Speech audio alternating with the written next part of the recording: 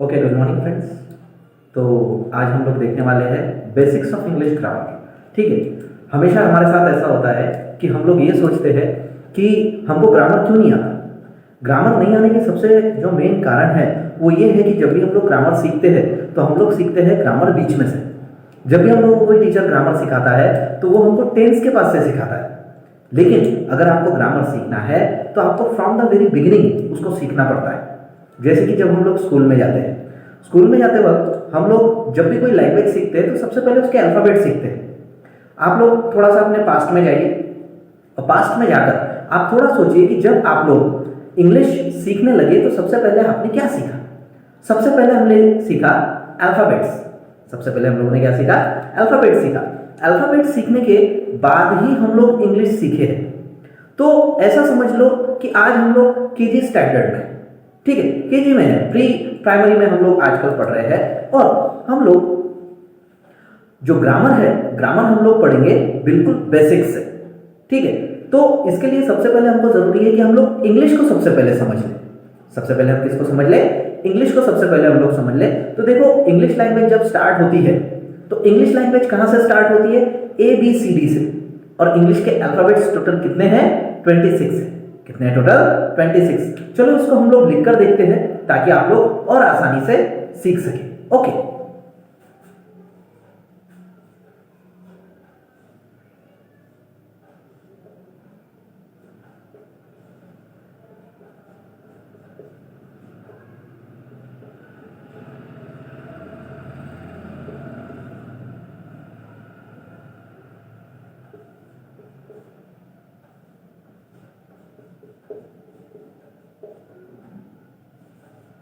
ठीक। अब देखो, ये है हमारे इंग्लिश के अल्फाबेट्स ए टू जेड, यानी A B C D E F G H I J K L M N O P Q R S T U V W X Y Z.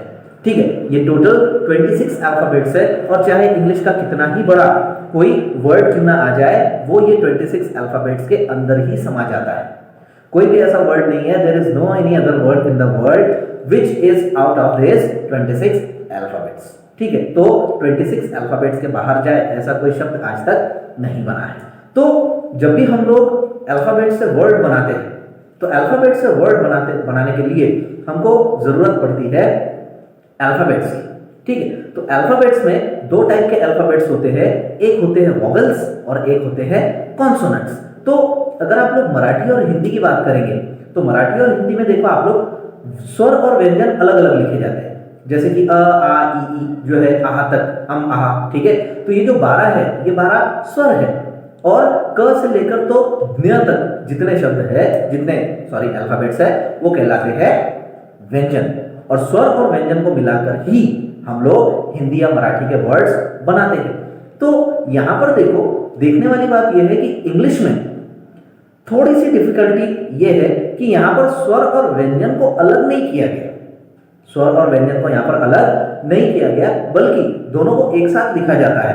तो यहां पर जो स्वर है English के वो कहलाते हैं वोवेल्स और जो कॉन्सोनेंट्स है वो कहलाते हैं व्यंजन।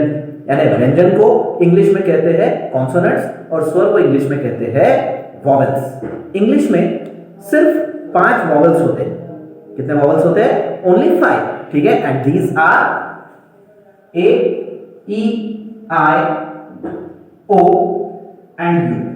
ये 5 अल्फाबेट्स जो आपको यहां पर नजर आ रहे हैं, ये 5 अल्फाबेट्स ऐसे अल्फाबेट्स है जो कहलाते हैं व्यंजन, जो कहलाते हैं वोवेल्स। क्या कहलाते हैं? वोवेल्स, मतलब इंग्लिश के स्वर। और बाकी के जो है 21 वो कहलाते हैं व्यंजन, मतलब कॉन्सोनेंट्स। और जब भी हम लोगों को कोई वर्ड बनाना होता है, जब भी हमको कोई वर्ड बनाना होता है तो वर्ड बनाने के लिए हमको स्वर और व्यंजन, मतलब कॉन्सोनेंट और वोवेल्स दोनों की ही जरूरत पड़ती है। तो आज देखो हम लोगों ने क्या देखा कि इंग्लिश में टोटल कितने अल्फाबेट्स होते हैं? टोटल 26 अल्फाबेट्स होते हैं। आउट ऑफ 26 जो 5 होते हैं वो वोवेल्स होते हैं। These are A E I O U. आप अपनी उंगलियों पर गिन सकते हैं, 5 उंगलियों पर, ए ई आई ओ यू। और बाकी के जितने हैं B C D F G H J K L M N P Q R S T V W X Y Z, ये जो 21 है ये कहलाते हैं कॉन्सोनेंट्स। तो आप लोगों को स्वर और व्यंजन मतलब वोवेल्स और कॉन्सोनेंट यहां पर समझ में आ गए ना। अब हम लोग देखेंगे कि ये अल्फाबेट्स को इस्तेमाल करके हम लोग शब्द कैसे बना सकते हैं, means what is the definition of word. उसके बाद हम लोग देखेंगे what is the definition of sentence. Okay okay, अब हम लोग देखेंगे what is mean by word and what is mean by sentence.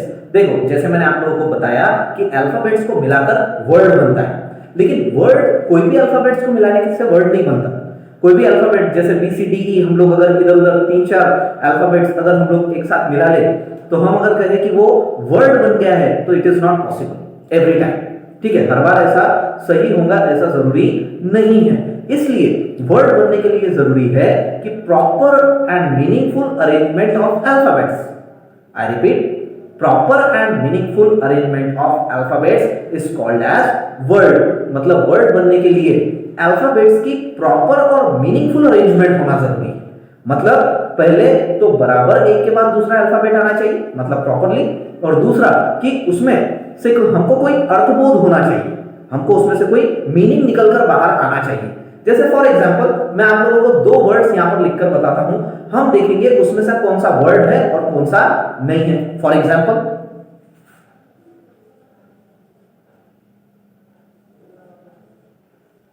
अब देखो यहां पे मैंने दो ग्रुप ऑफ वर्ड्स लिखे, दो ग्रुप ऑफ अल्फाबेट्स लिखे। पहला COW, हम लोग केजी से पढ़ते आ रहे हैं COW काउ। ठीक है, cow is a common animal in India. India में हम देखते हैं कि काउ जो है वो एकदम कॉमन सा एनिमल है और C फॉर काउ भी हम लोग सीखते हैं। ठीक है, लेकिन अगर इसी अल्फाबेट्स को हम लोग उल्टा कर पढ़े WOC तो इससे देखो हम लोगों को कोई भी अर्थबोध नहीं होता, मतलब हमको इससे कोई मीनिंग नहीं मिलता।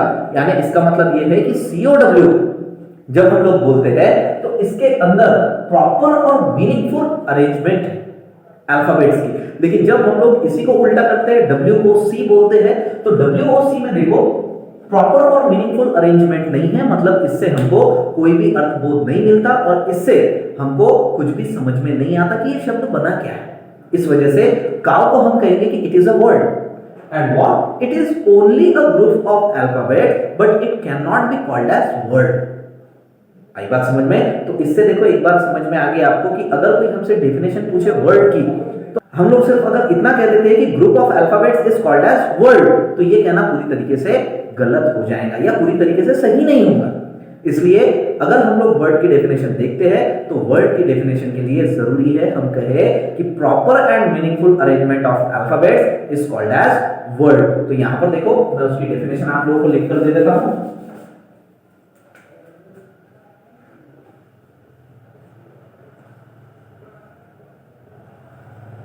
Proper and meaningful arrangement of alphabets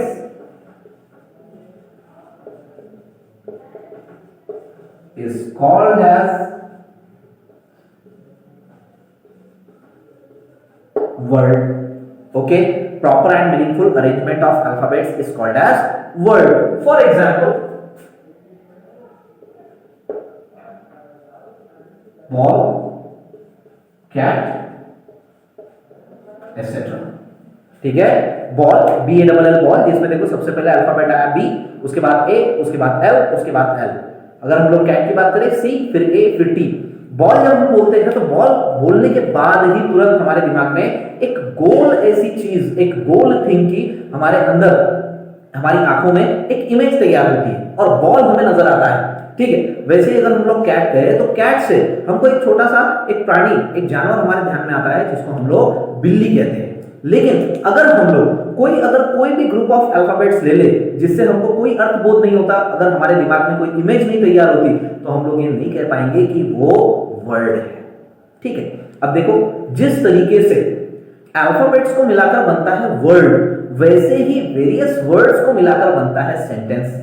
तो अगर हम लोग सेंटेंस की डेफिनेशन ऐसे करें कि group of words is called sentence, group of word is called sentence, तो ये भी पूरी तरीके से सही नहीं होगा, क्योंकि हर बार अगर हम लोग ये देखें, अगर ये कहे हम लोग हर बार कि सिर्फ ग्रुप ऑफ वर्ड्स होना ही सेंटेंस बनने के लिए सफिशिएंट है, तो ये कहना हमारा पूरी तरीके से सही नहीं होगा, क्योंकि सेंटेंस बनने के लिए वर्ड्स को भी प्रॉपर और मीनिंगफुल अरेंजमेंट में रखना बहुत जरूरी होता है।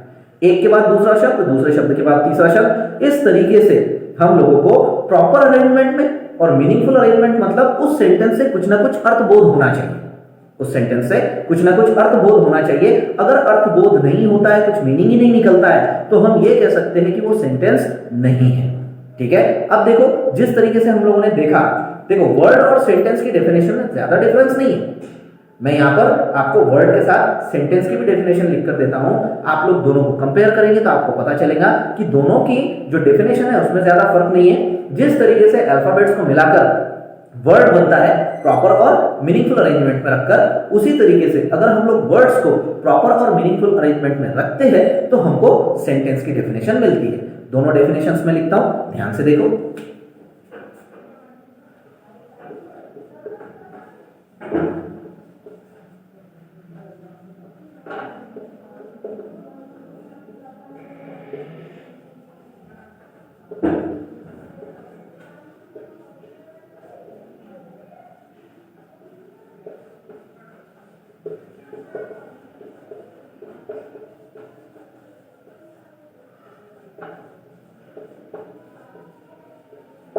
Proper and meaningful arrangement of words is called as sentence. For example, यहां हम देखो दो एग्जाम्पल लेंगे। पहला example, example number 1, cow eats grass. गाय घास खाती है, कॉमन सी बात है, ठीक है, उसका खाना है वो खाएंगी। लेकिन दूसरा सेंटेंस हम लोग लिखते हैं ग्रास ईट्स काउ, और दूसरा सेंटेंस हम लोगों ने लिखा कि ग्रास ईट्स काउ, मतलब घास गाय को खाता है। अब आप लोग देखो कि दोनों सेंटेंसेस में हम लोगों ने सिर्फ शब्दों को इधर से उधर किया है। काउ पहले, ग्रास बाद में, ग्रास बाद में, ग्रास पहले, काउ बाद में, ठीक है। तो यहां पर हम लोगों ने जब सेंटेंस में शब्दों की अदला बदली की, तो पहला जो सेंटेंस है इससे तो कुछ ना कुछ हमको मीनिंग निकल जा रहा है, अर्थबोध हो रहा है कि गाय जो है वो घास खाती है। लेकिन जो दूसरा हमारा सेंटेंस है कि ग्रास ईट्स काउ, इसमें हम कंफ्यूज हो जा रहे हैं कि भाई घास गाय को कैसे खाएगा, या अगर हम इसको कर दें ईट्स ग्रास काउ या ईट्स काउ ग्रास, ठीक है, तो ये जो कंस्ट्रक्शन है ये पूरी तरीके से गलत साबित हो जाएगा। तो देखो आज हम लोगों ने 3 बातें देखी। सबसे पहले हम लोगों ने देखा बेसिक्स में alphabets. There are 26 alphabets in total in English, ठीक है। टोटल इंग्लिश में कितने अल्फाबेट्स होते हैं? 26। उसमें से 5 वॉवेल्स होते हैं, ए ई आई ओ और यू, ठीक है, और बाकी के जो होते हैं वो कॉन्सोनेंट्स होते हैं। उसके बाद हमने देखा कि जब हमको वर्ड बनाना होता है तो वर्ड की जो एकदम एक्यूरेट डेफिनेशन है वो क्या है? Proper and meaningful arrangement of alphabets is called as word, ठीक है। हम लोग जब अल्फाबेट्स को प्रॉपर और मीनिंगफुल अरेंजमेंट में रखते हैं तो वो कहलाता है वर्ड, ठीक है। और फिर उसके बाद हमने देखा कि सेंटेंस की क्या डेफिनेशन होती है वर्ड के समान, कि proper and meaningful arrangement of words is called as sentence, ठीक है। तो ये 3 बातें हम लोगों ने देखी कि alphabets, word and sentence, okay. Next video में हम लोग देखेंगे types of sentence, how many types of sentences are there and how to identify them, okay. Thank you.